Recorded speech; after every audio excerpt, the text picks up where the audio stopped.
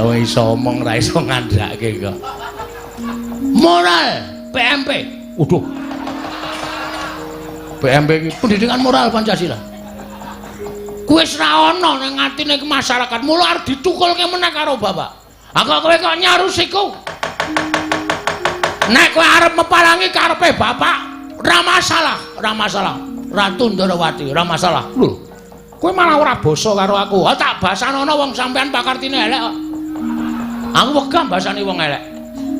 Lho yen ngono kowe wani karo Kresna. Lho. Aja kok sampean. Dewa mudhun wae aku ora wedi. Gong, nek omongan cangkeme sing apik. Kok nek ana dewa medhun tenan. Mbok sing apik lambene truk. Aku wani tenan ora? Ora Aku dadak nyebut ora. Ya wis udu dewa. Lho. Omong kok mulak-malik.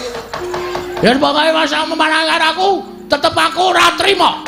Tan trimane Bagong sapa wae sing arep meparangi karepe bapak kena watani iso nglangkai kuwandane gareng. Weh.